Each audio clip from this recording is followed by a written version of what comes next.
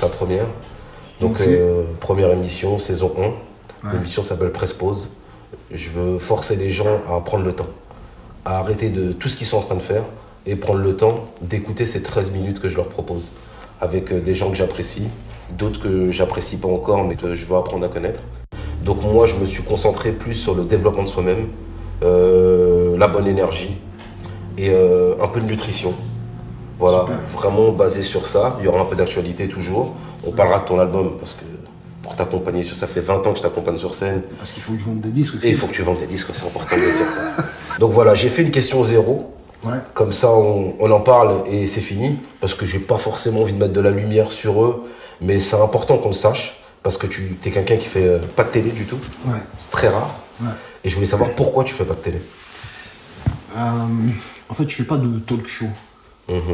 Parce que dans les talk shows, l'animateur est star, généralement. Ouais. Et donc, en fait, il n'est pas là pour forcément être bienveillant. Il n'est pas forcément là pour te mettre en avant. Il est aussi là pour se mettre en avant lui aussi. Et s'il doit passer par un clash pour ça, il le fera. Puis j'ai eu une mauvaise expérience avec Thierry Ardisson, qui m'avait piégé il y a plus de 10 ans dans son émission. Et il m'avait appelé, bon, l'histoire tu la connais, mais je vais la raconter quand même. Ouais. Il m'avait appelé personnellement pour me dire oui, on veut t'inviter, il n'y aura pas de piège. Et c'était à l'époque où j'avais sorti mon premier album solo, Si c'était à refaire, et qui était un album juste après ma conversion à l'islam.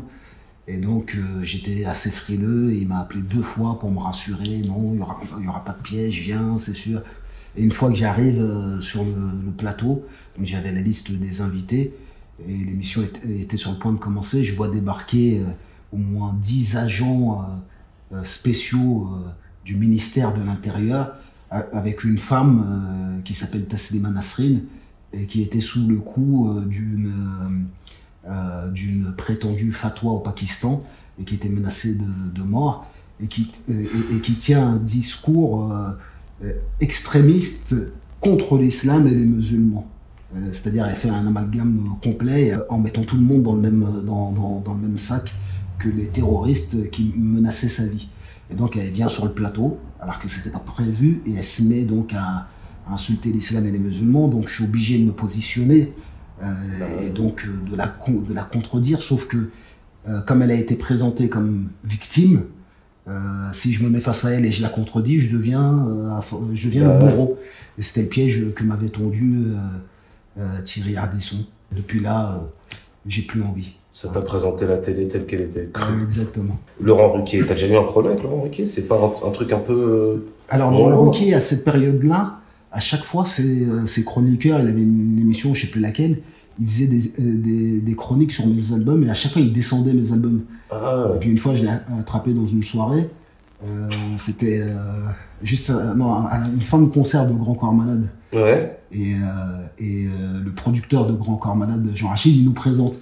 Et il dit ouais, voilà, Kerry James, il fait comme s'il ne connaissait pas. J'ai dit mais on se connaît, chaque fois que je sors un album vous le descendez. Et après il dit non, c'est pas moi, c'est les chroniqueurs, j'y suis pour rien. J'ai vu que c'était un lâche. Taratata, je trouve le concept... J'ai l'impression qu'il n'y a pas les nôtres. Ouais. Alors, je dénigre pas ceux qui passent sur Taratata. Moi, j'ai du respect pour tous les artistes parce que je sais que les sacrifices auxquels on est obligé de répondre quand on a une grosse carrière artistique comme tout le monde. Donc moi, je respecte tous les artistes, même ceux que je n'aime pas. Mais par contre, il ne faut pas qu'ils me cherchent, sinon je leur dirais je vous aime pas, me cherchez pas. Vous connaissez, c'est l'école de la mafia. Donc ça, on est d'accord. T'ont jamais proposé Taratata? J'imagine que si. Non, c'est pas ça. C'est que Nagui, lui, dès le départ, il s'était moqué de Fab. Je me rappelle très des bien. rappeurs. Et Fab avait quitté le plateau. Ouais. C'était il y a presque 20 ans. Donc il n'y a jamais eu beaucoup de respect pour nous. Et puis, il est limite aussi dans ses positionnements hors télé, tout ça. Et donc voilà, c'est un type que j'apprécie pas. Et donc je ne vais pas dans son émission. Très bien, ça mérite d'être clair. Et le dernier qui est, on va dire, le boss du PAF en ce moment, puisqu'on l'entend partout, le mec qui fait des émissions de 35 heures carrément, qui a son émission TPMP, Cyril Hanouna. Cyril Hanouna, non, j'ai pas de problème avec Cyril Hanouna. Moi, j'ai pas la télé chez moi. J'ai des enfants et j'estime que c'est dangereux pour les enfants.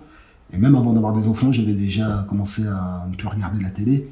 Je pense que ça fait à peu près 15 ans que j'ai pas la télé chez moi. Incroyable. J'ai jamais regardé une seule émission de Cyril Hanouna. Jamais. Jamais. Incroyable. Mais par contre, récemment, je l'ai eu au téléphone parce qu'il faisait un débat sur les violences policières. Et il avait invité Amal, qui est une fille dont le frère a été abattu par un policier et que je connais personnellement. Et je l'ai eu au téléphone pour garantir qu'elle serait bien traitée. Et il me l'a garanti et il l'a bien traité. Et ça, j'en suis reconnaissant pour ça. Ok, il t'a appelé pour... C'est moi qui l'ai appelé par l'intermédiaire de Jean Rachid. Et ce Jean Rachid connaît beaucoup de monde. Hein. Dont le slogan, c'est grâce à qui? Ouais, c'est vrai qu'il dit hashtag c'est grâce à qui. J'ai jamais rencontré Jean Rachid, mais j'aimerais le rencontrer un jour et c'est quelqu'un que j'aimerais aussi inviter pour le découvrir. Voilà, donc tu réponds. Mais si Hanouna aujourd'hui t'appelait toi pour ton dernier album Je rappe encore, par exemple? En fait, on a parlé de faire que je vienne pour faire un live. Il sait que je ne viendrai pas pour parler, tout ça. Okay. Faire un live, ouais. Ok. C'est vrai que tu n'as jamais vu d'émission d'Hanouna. Hanouna, il faut savoir un truc, c'est qu'il y a un moment, tu allais sur la chaîne et il était là toute la journée. Non. De 8h à 22h, 23h. C'est chez lui. Ouais. Quand on dit c'est pas la chaîne à ton père, ben non, c'est pas son père, c'est sa chaîne à lui. Et je pense que c'est important, cette émission Presse-Pause va servir à ça, à ce qu'on parle à cœur ouvert, en toute détente, de tout le monde, en citant des noms. Je rappe encore, pour clore, ça fait partie de ma question 0 bis. Je rappe encore, tu parles quand même d'Enthoven, de Moix, Netanyahou. Pourquoi? Alors pourquoi Enthoven, parce que j'ai eu un différend avec lui, en tout cas. Lui a eu un différend avec moi, il a provoqué un différend. J'avais posté un morceau, le début d'un morceau sur Zied et Bona. Ouais, je me rappelle. Et lui, il a fait une chronique le lendemain où il a prétendu que j'étais dans la victimisation alors que je suis l'auteur de Banlieusard et que je suis le premier à dire que on n'est pas condamné à l'échec et qu'on doit faire les choses par nous-mêmes. Et je l'avais invité aussi à un concert, qui était un concert dans le cadre de la CES, pour qu'on puisse se rencontrer, pour qu'il puisse voir ce que je fais, quoi. Ouais. Et il a refusé de venir, quoi, voilà. Donc je lui ai envoyé une petite dont je rappe encore. Et que je bats très bien, d'ailleurs.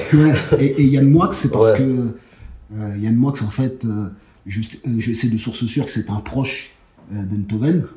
Et quand Enthoven il a sorti son dernier livre, il est venu sur le plateau et Yann Moix était là. Et Yann Moix il fait semblant, il lui dit dans votre livre, il y a un passage où vous parlez d'un rappeur, Kerry James, et là ils mettent une grosse photo de moi.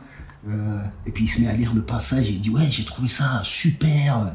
Donc il lui fait une grosse passe. C'est une passe décisive. Passe décisive pour une lucarne derrière, on connaît. Et l'autre après il me descend derrière. C'est pour ça que je dis que Yann Moix n'est qu'un paillasson, toujours du côté du plus puissant. Et Netanyahou, c'est parce que je suis contre la politique colonialiste qu'il mène. Voilà. Mérite d'être clair, Kerry James. Donc là, on rentre maintenant dans la question 1. Ça, pour moi, c'est la question 0. Voilà. Question 1, c'est pour toi, quelles sont tes 3 principales qualités? J'en rajouterais. Moi, d'entrée, je veux que les gens sachent. Bon, à part ta générosité, t'es quelqu'un qui est loyal, qui a une grosse générosité. Et il y a un truc qui m'a toujours impressionné de toi, et je veux le dire, et depuis qu'on est très jeune, c'est ta mémorisation. Je pense que je sais pas qu'est-ce qui fait. Avant que toi, tu m'annonces toi-même tes 3 qualités, je veux vraiment qu'on parle de tes techniques de mémorisation. Ça m'a toujours impressionné. Tu apprends très très vite. Je t'ai vu dans le film, je t'ai vu au théâtre et je t'ai vu dans la musique. Sincèrement, c'est Dieu qui donne. Ouais. J'ai pas fait un exercice particulier.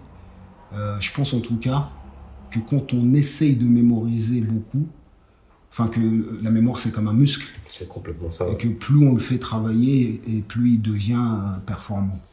Pour revenir à la question, tes 3 principales qualités pour toi? Sans prétention et sans fausse modestie, je dirais la détermination. J'ai besoin d'avoir des projets. Une fois que j'ai fait un projet, mon souci c'est d'avoir un autre projet. Ouais, je comprends. une forme d'altruisme. C'est-à-dire j'arrive à être intéressé par ce qui arrive aux autres et à me mettre à la place des autres. Et je pense que c'est de là que découle ce que toi t'as appelé la générosité. Et 3, je pense la sensibilité, je pense. Parce que si j'étais pas sensible au monde et tout, j'aurais pas été capable d'écrire ce que j'ai écrit. Et enfant, qu'est-ce que tu voulais faire plus tard? Enfant, je voulais devenir journaliste et un peu aussi avocat. C'est les 2 métiers qui m'intéressaient et que j'ai exercé à travers la musique finalement. Complètement. Et c'est qui les 2 personnes qui t'inspirent le plus? Très sincèrement, la première référence pour un musulman, c'est le prophète Mohammed. Et hors du contexte religieux, je dirais Malcolm X m'a beaucoup inspiré. Je voulais te poser des questions qui ne te mettent pas dedans, et elle va pas te mettre dedans du tout, parce que je sais que tu as une répartie. Mais en plus, ça peut être super simple, je te dis ça, mais j'avais peut-être même pas besoin de l'introduire. De quoi as-tu honte? On dit qu'il faut les nommer pour s'en libérer, dans le développement de soi-même. Donc c'est pour ça que je vais m'allonger. Alors, de quoi est-ce que j'ai honte? J'en ai tellement honte que je peux pas le dire. Ouais, c'est une réponse. Ouais. Pour moi, c'est une réponse. J'en ai tellement honte que je peux pas le dire là, mais... Ça peut être ma réponse, hein. Mais je crois que c'est ma réponse. C'est très bien, ça me va parfaitement. J'aimerais savoir où est-ce que tu te sens le plus en sécurité, où tu es le 100% toi-même. Là où je suis 100% moi-même, je dirais en Égypte, au Caire. Tu te sens toi-même. Quand je suis en Égypte, au Caire, je suis complètement libre. J'ai aucune pression, je me fonds dans la masse. C'est là où je me sens le plus libre. De quelle habitude tu aimerais te débarrasser? De celles qui me font honte. Ok. Et si ta vie s'arrêtait aujourd'hui, quelle serait ta plus grande satisfaction? D'avoir été utile aux autres. Et ton plus grand regret? De ne pas avoir pu l'être plus encore. Qu'est-ce que tu dirais à l'ado que tu étais? Je le rassurerai sur ce qu'il va devenir et peut devenir. Et je lui dirais de perdre moins de temps. Mais en même temps, toutes les erreurs qu'on a pu faire, parce qu'on les a faites ensemble. Ouais, on en a fait beaucoup ensemble. C'est celles qui nous ont aussi, ça nous a construit. Complètement. Et ça nous donne aujourd'hui une force par rapport aux autres. Complètement. Qui ne sont pas passés par là. Et l'une des plus grandes forces que ça nous a donné, c'est la capacité de dire un non et d'être capable de tout gâcher. C'est vrai. Et ça fait peur aux gens. Ils savent qu'à un moment, on est capable de tout gâcher. C'est vrai. C'est vrai.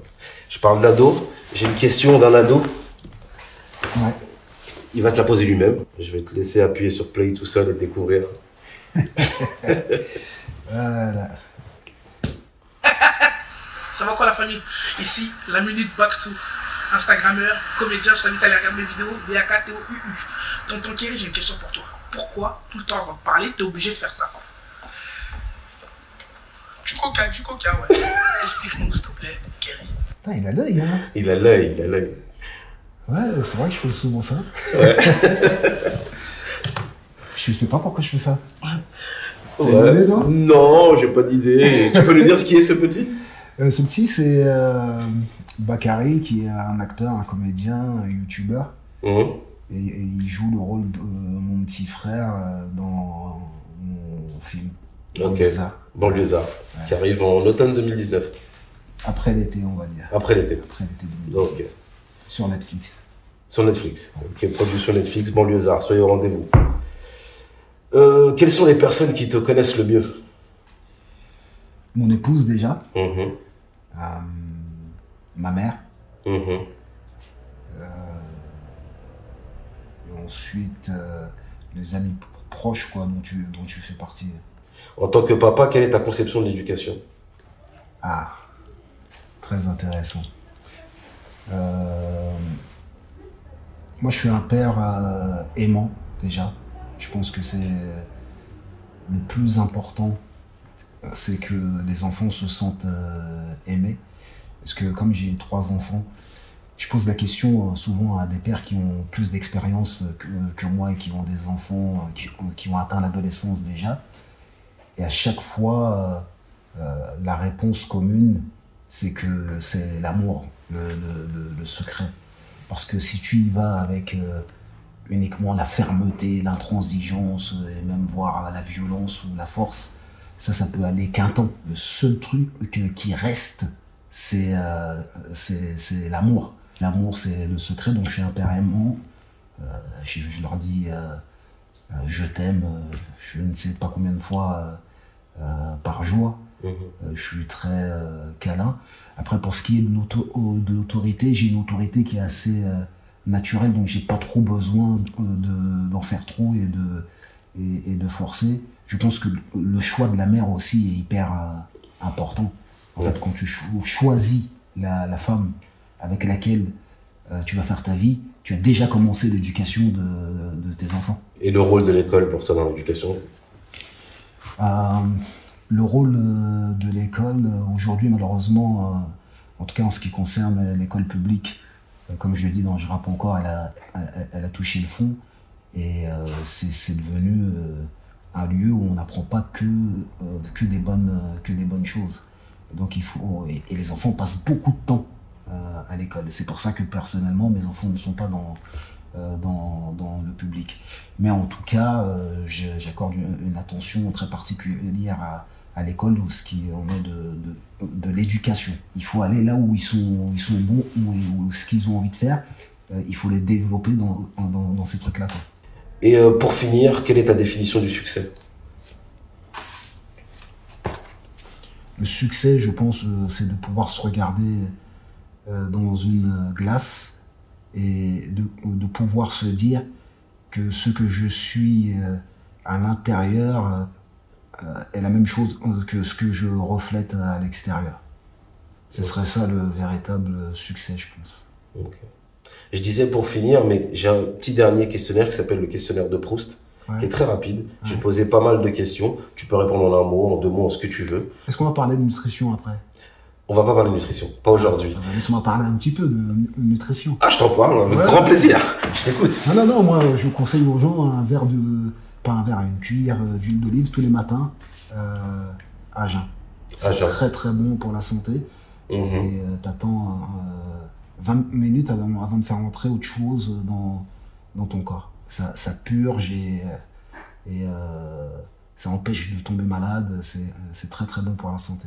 Je fais ça tous les matins depuis... des années. Ouais, depuis au moins 5 ans. Ouais, je t'ai vu le faire déjà. Ouais. Très beau conseil. Le conseil de Kerry James, nutrition, ça aussi c'est Presse-Pause. Et d'ailleurs, oui, dans toutes les interviews que je vais faire, il n'y aura pas tout ce que j'ai envie. Je choisis par rapport à la personne que j'ai. Des fois, ce sera le bien-être qui sera mis en lumière. Des fois, le développement de soi-même. Des fois, la nutrition. J'aurais pu parler avec toi pendant... On fera pas qu'un épisode ensemble. C'est l'épisode 1 de la saison 1. Voilà. Et là, je te fais le questionnaire de Proust. Ta vertu préférée? La droiture. Ton principal trait de caractère? La détermination. La détermination, ouais. La qualité que tu préfères chez les hommes? Le courage. Chez les femmes? La loyauté. Ton principal défaut? L'impatience. Tu sais ce qu'il a dit, Proust? Non. Ne pas savoir, ne pas pouvoir vouloir. Je me sens tellement concerné. Ouais. L'impatience, ok. Ouais. Ce que tu apprécies chez tes amis? Pareil, ce sera la loyauté. Ton occupation préférée? Apprendre. Ton rêve de bonheur? De mener une toute autre vie. Ton plus grand malheur? Mon plus grand malheur, ce serait de me perdre sur le chemin. Proust a dit ne pas avoir connu ma mère. Ouais. À part toi-même, qui voudrais-tu être? À part moi-même, qui je voudrais être? Je peux te dire ce qu'il a dit l'autre? Ouais, vas-y, dis-moi, peut-être ça va m'inspirer. C'est un poteau. Donc, à part toi-même, qui voudrais-tu être? Il a dit moi, Moi, donc lui, moi, comme les gens que j'admire me voudraient. Oh wow. Non. On lui laisse la réponse pour lui. On n'a pas besoin d'y répondre. Belle, celle-là. Il est très technique. Et je sais que ça te parle, ça. Ah ouais. Lui, c'était de la punchline. J'aurais la même réponse. Ok. Ce que les gens qui m'aiment le plus... T'admires. Croient de moi. Ouais, voilà. Ok, crois de toi. Si je pouvais être ça, ouais. Ce serait super. La couleur que tu préfères? La couleur que je préfère, je porte beaucoup de noir, mais c'est pas forcément la couleur que je préfère. J'aime beaucoup le bleu. Tes héros préférés dans la fiction? Batman, c'est celui qui me touche le plus parce qu'il a un côté sombre. Tes héros dans la vie réelle? Mes héros dans la vie réelle, des hommes que personne ne connaît, mais qui sacrifient leur vie pour être au service d'autrui. Ils sont au service des gens qui leur reconnaissent ça, c'est-à-dire qui ont conscience que ces gens-là sont à leur service, et ils sont même au service des gens qui les détestent. Et qui ne se rendent pas compte qu'ils œuvrent pour les protéger eux aussi. Personnage historique que tu n'aimes pas? Il n'y a pas un mot qui me vient à l'esprit, mais toute personne qui aurait trahi une cause noble et juste et qui aurait permis aux injustes de triompher sur les justes. Ouais. Très bien. Les faits historiques que tu méprises le plus? Tout acte d'injustice. Comment tu aimerais mourir? Comment j'aimerais mourir? Je voudrais que ça soit pas brutal, mais il faut que ça aille vite. Parce que je supporte mal, moi, la maladie. Et donc, j'ai peur de subir une maladie qui soit longue et éprouvante. Et donc, si ça pouvait être assez rapide. Ton état d'esprit, là, tout de suite? Mon état d'esprit, je suis bien. Ok. Ouais. Ta devise? Ma devise? Paye toujours tes dettes comme Alan Lister. Merci. Merci. On va faire un ni oui ni non maintenant. Non, je rigole. C'était cool. Merci pour ça. C'est fini. T'es doué, hein, t'es doué. Merci.